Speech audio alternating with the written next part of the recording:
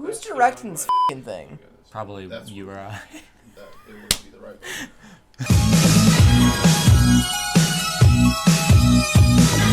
What I mean. Is it recording?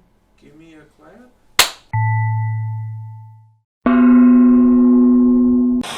My name's John Paolasso Grozny. My name is Nate.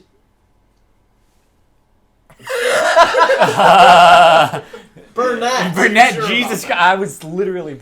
My name is Nate Burnett. I don't have a YouTube channel.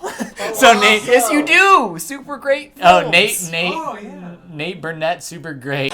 We are reviewing Midsommar. Directed and written by Ari Aster. Yeah. Ooh. This psychopath, dude. Fuck. Anxiety. Mm. Ooh, I've got a good one since. I'm going to do mine. Okay. Okay. The fear of expectations met. Yeah. Think about that. It's going to be... I'm going to explain this later in the review. Power and control as diffused by folk horror. I'm gonna explain this later in the review. Yeah. This movie makes me uncomfortable, but it's also, I think, a little bit funny. Yeah. Like, I think watched alone, it's actually pretty funny. I like this movie a lot. It's a much better movie than the amount that I liked it, right? Does that make sense? It can. Yeah.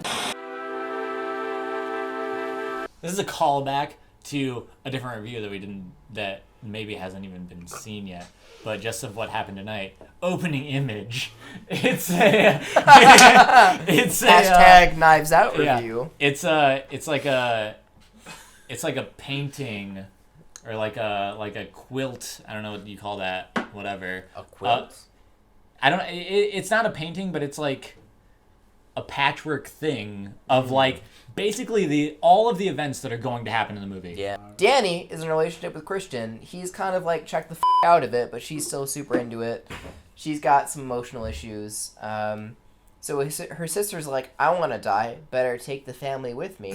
So she kills the whole family.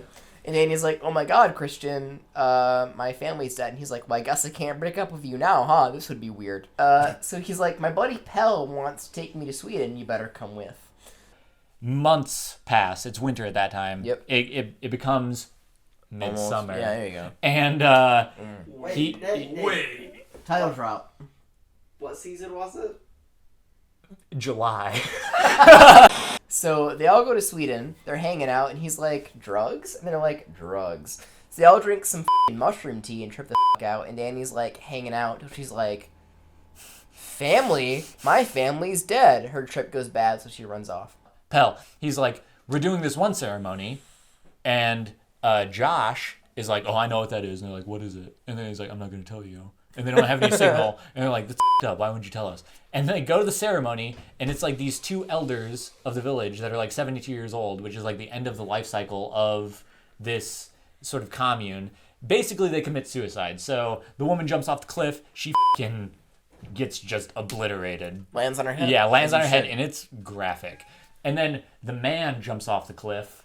But he jumps off like pencil dive. Like this dude's trying to survive, like jumping in an ocean. Not the right idea. He's just screaming. The commune's like all screaming in pain with him. They bash his head in with a hammer. Very slowly. Yeah. Like it's like 4 different people. They're like, let me hit it. Boom. And then they hit it like 4 different times. They're like, let me hit that, bro. It's the new meat. Like the bonk. Like Christian and Josh are like, hey, let's do our fucking theses. Okay. They're like, let's do our theses on this. I'm like, all right, cool, whatever, bro. Like, off. I'd have got this first, Josh said. And Christian's like, well, we'll collaborate. The guy who looks like the fucking bully from Toy Story pisses on the sacred tree. Sid, dude. Sid, yeah. And then they're like, hey, Danny, there's a May Queen ceremony. Pell's like, how about you try out for it? And she's like, bet, bro. So she starts dancing around this pole, takes some more drugs. And then she wins the Mayflower, and they're like, hey, you're the May Queen, bro. Congrats. And she's like, thanks, bro. They're like, here's some drugs. What's going on? And the dude just goes, and then it just like, boom, like echoes around him. And he's like, why would you do that? And he's not having a good time. And they're like, the people are like, May Queen Danny, you got to come with us. You got to go bury some meat and seeds. She's like, the commune is like, we got to go this way. And she's like, but what's happening in the shed? And they're like, you don't want to know. And she's like, I think I do. So she goes over there. She looks through like a keyhole. She sees her boyfriend, who has neglected her this entire movie. Boinking! Yeah, just straight up giving it to Pell's sister. She's like, what? And she sees it, and so she starts crying. The community starts crying with her. And she's like, wow, a family? I'm with a family. I feel connected. And they're like, yeah, so we got some sacrifices to put out. You want to put your boyfriend in there? And she's like, I'm going to put my boyfriend in there.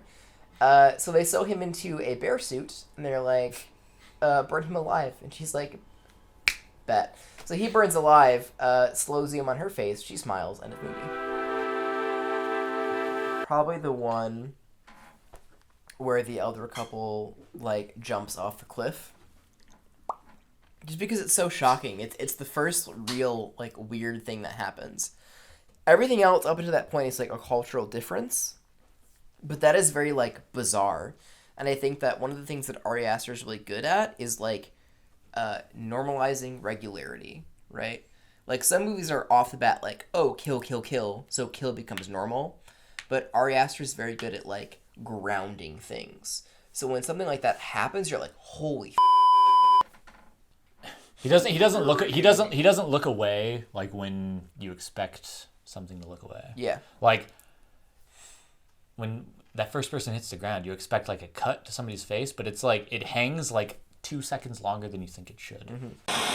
Danny's just been crowned May Queen, and they're all eating, and it's with Christian, and it's sort of this culmination of this sort of bad trip that both Danny and Christian are experiencing, and they don't know necessarily what's happening. I really just like the confusion and panic in that scene where Danny is this like idol that's being heralded and she doesn't know how to feel, and Christian is in the place of where Danny was at the beginning of the film where she took mushrooms. Like he's now having this bad experience and he doesn't know what's happening and he's sort of feeling that way. It's very very panic inducing for me. I don't like it. Yeah. But it's a very good scene. Like it's the way that it's shot is amazing. Like the visual effects, the like pulsing of like the like breathing of the leaves and like the pulsing of like the food is very unnerving. So there's an interesting position about what horror means, right? Okay. And I think that this film takes really like neoclassical opinion of horror in the same way that like Texas Chainsaw Massacre does, where it's like the point of horror, and I think this is an Ari Aster thing in general, is to make you uncomfortable watching the film. There's no point in this movie where you're like feeling good. This is fun. Right, like you laugh occasionally, which makes you keep watching, but it always makes you feel super uncomfortable, which is like, I hate that, and that's the point. And that's why it works so well. Yeah. Anxiety and dealing with trauma and listening and understanding. Like I think some of the obvious themes are not being able to sort of empathize with somebody, what they're going through, whatever. Like, but one of the things that I took away from this movie on my second viewing, and what I think contributes to a lot of the horror of this movie, is what I said at the beginning of this review, which is like the fulfillment of expectations. It's such a weird thing. Everything in this movie is telegraphed.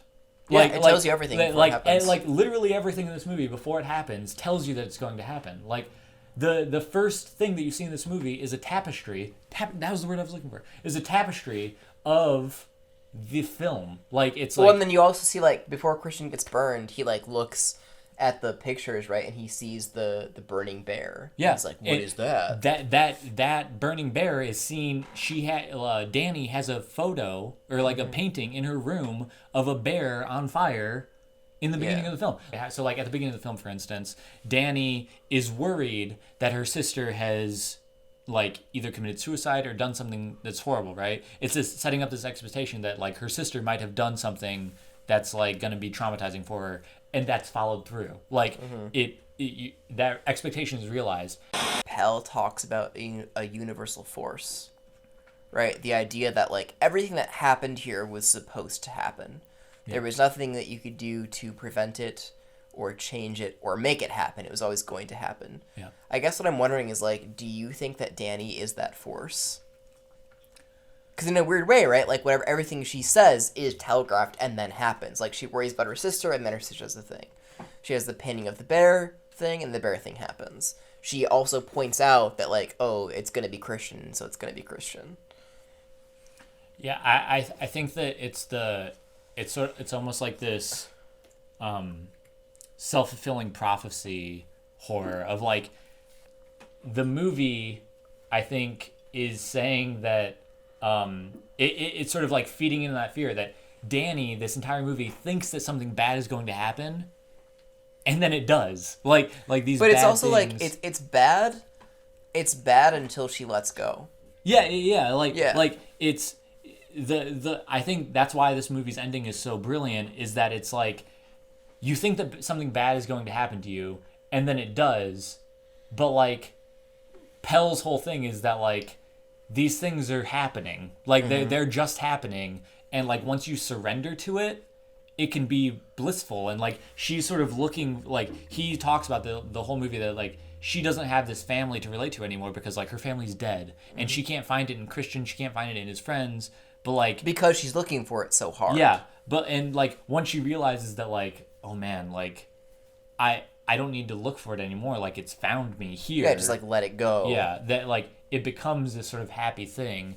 But up until that point, I think it's also this culture shock thing where like we're Americans sort of watching the movie and we're so anti like communal, like we're very individualistic, and she goes into that with the same ideals that we do. So like she can't understand the ritual suicide thing. She can't, like, all of these things that are happening in the movie to this community are like beautiful, right? Like, and she can't understand that, and it's only until the end of the movie that she understands that like she, by like sort of destroying the norms that she's built up herself, she can like accept these things and accept that community and be a part of something.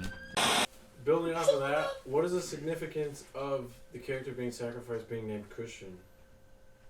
Ooh. And also the other guy being named Josh. Yeah, like she this entire movie, sort of Danny has pseudo faith in this character that he's like this sort of good boyfriend character, but she's also sort of like she's making excuses for him in the way that sort of Christianity makes excuses for itself.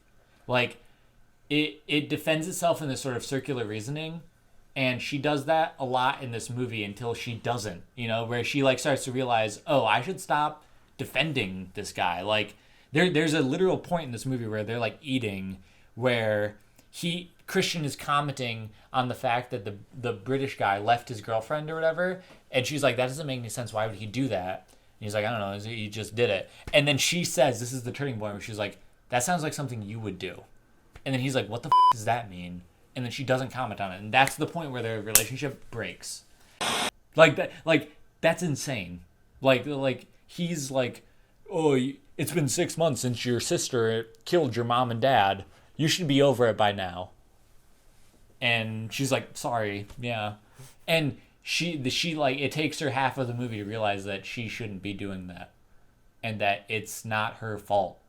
That this new family that she's found in this like sort of community that she doesn't understand fully, but are just very like pathosly like feeling the feelings that she's feeling. Supportive. Yeah, like it doesn't matter if what they're doing seems like foreign. Like they're killing people. She just wants somebody to validate her feelings. Yeah, and he like won't do that because he's so concerned about being out of the relationship that like. The village, the only thing they care about is validating each other. Yeah. So, like, once she's in that, she's, like, finally at peace. It's like people who say, like, oh, it's okay that you feel that way. What do we do now? Yeah. And I think that's what And I think that's what this movie sort of kind of like with pseudo anthropology. I think true anthropology is being in a community and experience what they're experiencing. But what Josh and Christian are doing are pseudo anthropology, where they see themselves as above it. Christian and Josh aren't actually empathizing with this community. They're like, I'm above this and I'm just watching it like objectively from like this perspective where like I can be objective and non whatever emotionally involved within it, and that's like just straight up impossible. Right. Did you just take that shot? It wasn't Red Bull and vodka.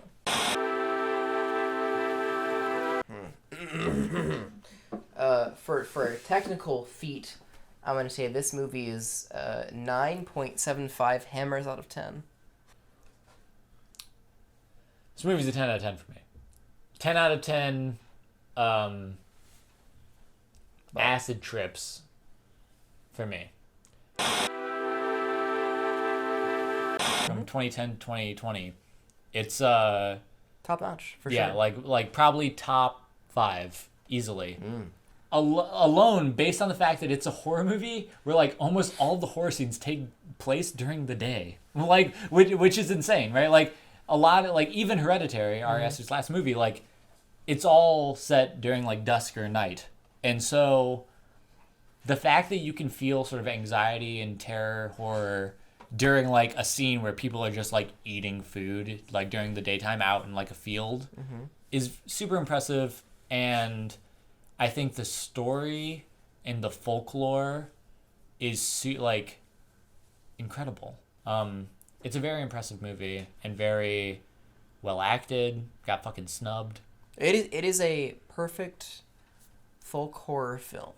It is everything that Witchfinder General, Blood and Devil's Claw, and Wicker Man like were hoping for would happen to horror. If this video gets 49 likes, Wow. I will get a tattoo of the Grozny logo, but it's like cyberpunk inspired. So it's like just like lines with like maybe some barcodes or something like on my shoulder.